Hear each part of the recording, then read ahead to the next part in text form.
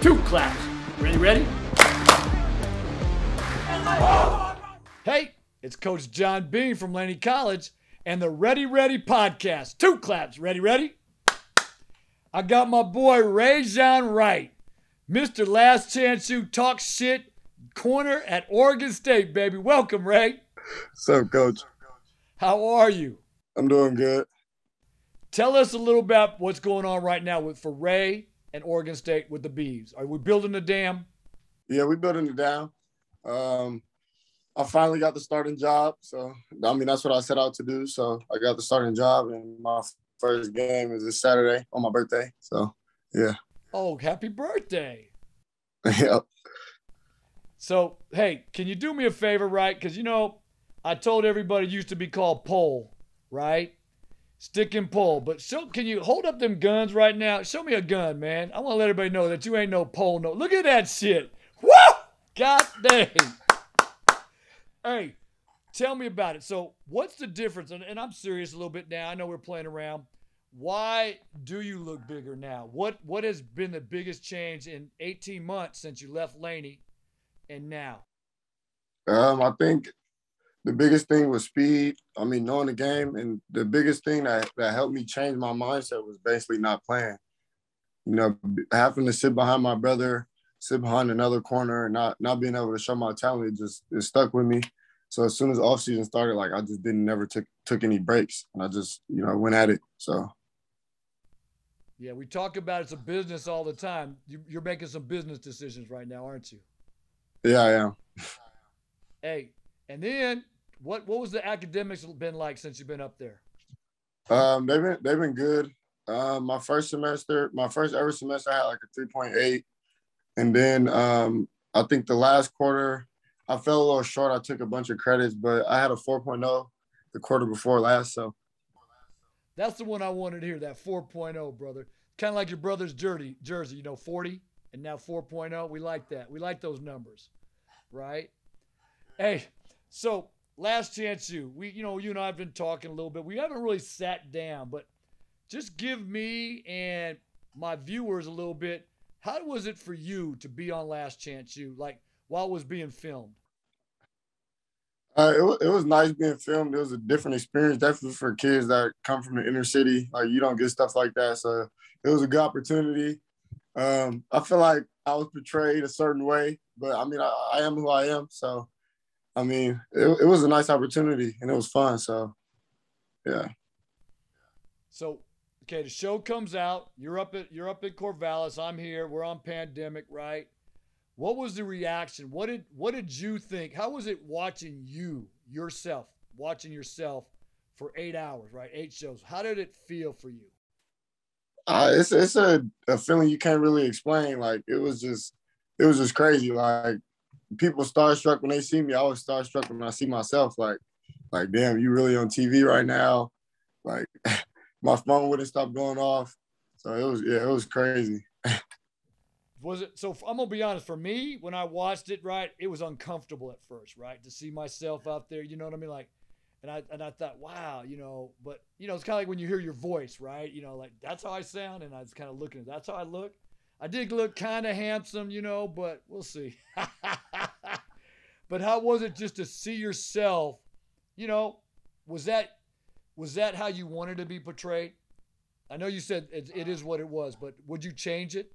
Yeah, I'd change it. I wish I was more of a leader. I don't think the show kind of showed some of that. But, I am, like I said, I am who I am. I do talk my talk. But, outside of that, I think I'm a good person. I feel like I was portrayed as I'm a person people can't be comfortable next to. So it was dang. So my teammates even now, yeah, you nothing like you were on the show. My coaches, yeah, that show just gave you a bad rep. Yeah, it gave me a good one too. So it was it's ups and downs to it. Well, you play corner, right? You're on the island. There ain't no hiding whether you do it right or wrong, right? So the show kind of prepared you for that too, right? You got to have a little bit of thick skin. Does that make sense? Give me 3 words that describe Ray. 3 words that describe you. God-fearing. I don't know if that counts as one word. Count that as one. Yeah, God-fearing. I'm a competitor. And damn, I need one more. God-fearing. I'm a competitor. Damn, I can't think of nothing else. No, it ain't humble, is it? Nah, I guess not. That's all right. We got two. We got 2 out of 3. You know that's. But I like the one about that you're a competitor, and that's one of the things I love about you, right? And some of the things that I got angry with you at times, especially as a sophomore, you know, like you and I think you baited things at times, thinking I can get things done, and so sometimes you put yourself in bad situations.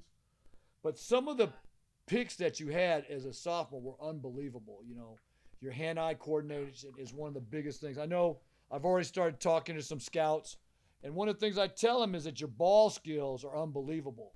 You know, you have a knack for where the ball is, and I think that's you know you're not just going to defend the ball, get what's that called, a pass breakup, a PB. You got a chance to get a pick and then turn it into a pick six. Now, let me just say, and I'm going to challenge you just like I've been challenging you ever since I've known you. Your brother's actually got more return yardage than you. You know that, right? Yeah, I do. Okay, so how are we going to remedy that? Yeah, we're going to see. I got 12 games, so we'll make some shit. Okay. Yeah. Okay. All right. So tell me about the day your brother was drafted. Now, I know you weren't there because you guys were in spring ball, right? But when you were there and you heard his name called, what was it like for you personally? Actually, he called me before, like, it popped up on the TV. He called me yelling, like, we're going to Dallas. And, like, it's a feeling like you can't explain. Like, I'm just in shock. Like, body feel weird, chest beating hard. It's like, whoa. Like, you know, like, and my brother actually got drafted. He went 3rd round. So it's like, whew, I got some big shoes to fill. That's the first thing that went through my mind. Like, yeah, like if you that guy, you tell your brother you better than him, and he go 3rd round, it's like, what you gonna do now? So I mean, it just gave me another reason to go harder. Now you've been telling your brother you've been better than him your whole life. Is that kind of true? Everything. And I tell people this, right? Because out of high school, your brother didn't have a lot of accolades, right? Not like you had. I mean, you were highly sought out of high school, right? And you had a little bump in the road. And like I tell people, things happen for a reason, right? And so coming to Laney, there was a reason for it. Maybe it was to help Shawnee, you know, start to find himself as a. Yeah. Why do you think that Shawnee always played receiver, and you were a DB? Why did he not come over to the dark side, right? Until he got to Laney. Why do you think that was? I don't know. When he said he was making a switch, it was like, even like me and all our friends, we like, corner, like, nah, like you never played corner. Like, it was just a thing, like, it was unexpected, but I mean, he had the ability to do it, obviously. So, I mean, yeah, it was crazy. Okay. All right. Here's another one for you. Did you get a chance to watch the Olympics at all during the summer? I watched a little. So, if you're an Olympian, right, what's your sport? What would be the sport that you would want to be in the Olympics, right, that we could see you shine at? Triple jump or long jump. I think I could jump. Triple jump or long jump? Okay. Why? I had a history of it. I mean, in high school, I stopped running and I only jumped, so it was fun. And yeah. Okay. We wasn't gonna be out there in the 100, putting it all out there in front of everybody. I wasn't gonna be out there in the 100. How about that quarter? You gonna get out that? Yeah, I might. With a stagger. Yeah, I might. Woo! Watch that bear jump on you. What can people expect this year from the Bees, man? What do we look like? I think they got you picked 3rd or 4th in the conference. You know. What do you think? I mean, I think this is a program that a lot of people can't come and play at because we work. Like I feel like other teams, they got a bunch of, like, I don't want to say it in this type of way, but there's front runners on a bunch of teams. Like, kids are going to places that are good. Like, and this is a place, like, we work day in and day out. So it's like no time to rest because of who we are. So, like, you embrace the fact that people pick you 3rd in your conference. So, like, us in the secondary, like, we just feel disrespected. And that's the mentality we just going to take out there every week until we got the spot that we want. So, I mean, I expect a good year out of us. I mean, we've been so close these last 2 years. The program has just been right there at the edge, and I think we take that next step this year. And hopefully, I could come through with some turnovers and the rest of the DBs also. So yeah, I think it'll be a good year for us. Well, I know personally, right, and knowing watching you play and being able to be around you, you are a ball hawk, right? So when your brother was drafted by Dallas, right, and and I kind of get on social media, but I'm not big on social media. Um, but there was a comment that he equated himself, or he said, I'm a more athletic Richard Sherman, right? What do you think about that comment? I mean, just I don't want to know about, and no clap back. Just in your mind, was that a good analogy by Shawnee? Um, I mean, yeah. I mean, you say what you mean. You mean what you say. So I mean, if he felt that way, he felt that way. But I mean, sometimes you gotta watch what you say because the status you have. So I mean, it blew up, and I mean, I think he's shown that he has the ability to be a better Richard Sherman. So I mean, we'll see. Time will tell. And so, what I would say this though, right? Are people like were they clapping back because here's this rookie popping off about a Pro Bowler, versus saying, "Hey, look, I'm long, I'm athletic, I'm smart, and I play like Richard Sherman. Maybe I have just a little bit more athleticism, not necessarily I'm a better player." I mean, is that what your brother really was saying? Yeah, I think that's what he was really saying because he also said he admires and he basically like learns from Richard Sherman. So I don't think he was actually saying like I'm just better than him, but he feels as if like that's the type of guy he is, and he feels like he's just a little bit more athletic. Okay, so all the DBs in the NFL right now, who would you say you most are similar to as a player, as a type of player? Whatever. I mean, if you had a model, not say that you want to be him, but you admire him, but just who do you think you play like? I think I say it's a cliche, but I mean I feel like I play with the same intensity as Jalen Ramsey. I mean he's a lot technical, a lot better technically sound, and I have time to get there. But I think with the same intensity is Jalen Ramsey, and then Xavier Howard. He's a ball hawk. He gets the ball, get the ball off guys. I feel like I want to model my game after Xavier Howard. So Can I tell you who I think you remind me of? Marcus Peters. Why? You talk hella shit, you take chances, and you pick the ball.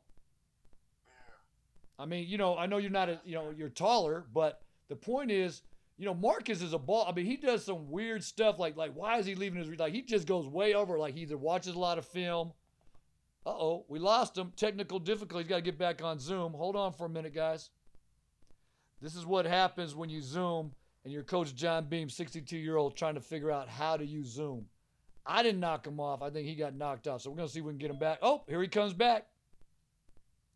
You can hear me? I can hear you, brother. Sonny kept calling me. I accidentally answered. Well, hey, we got to get that picture. Look, I was going to call Corvallis and tell the Bees, man, they got to get better Wi-Fi up there. Yeah, no, that's Sonny calling me. So what I was saying is that I think a lot of ways, Marcus takes a lot of chances, and that's what you always have. Like, you have a good sense. And when I was trying to tell scouts about your brother and you, they were kind of asking me to compare. And one of the things I just think is that Shawnee hasn't played as many reps at corner as you have, right? And so sometimes there's things he's seen for the first time.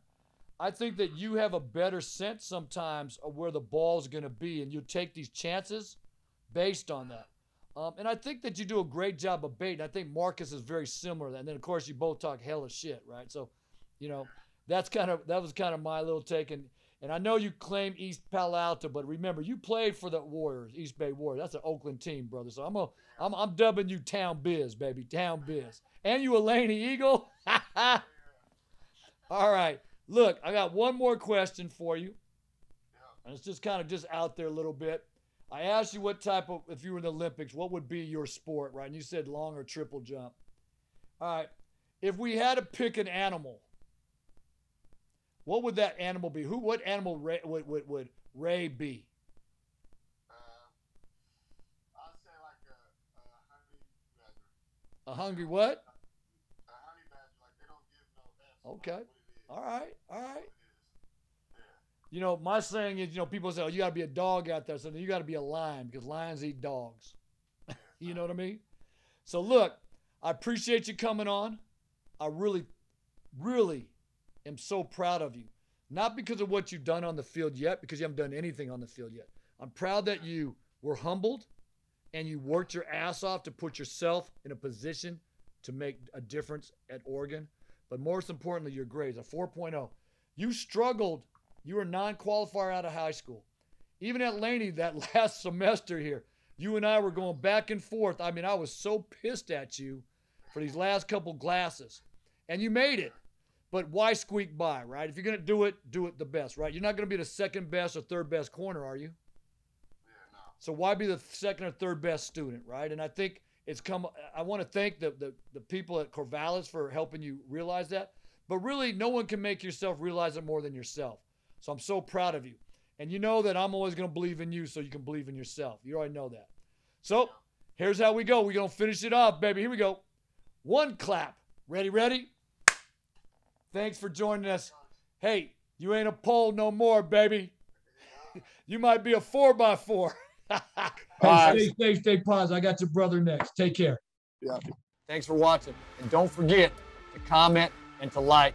And please subscribe. 2 claps. Ready, ready?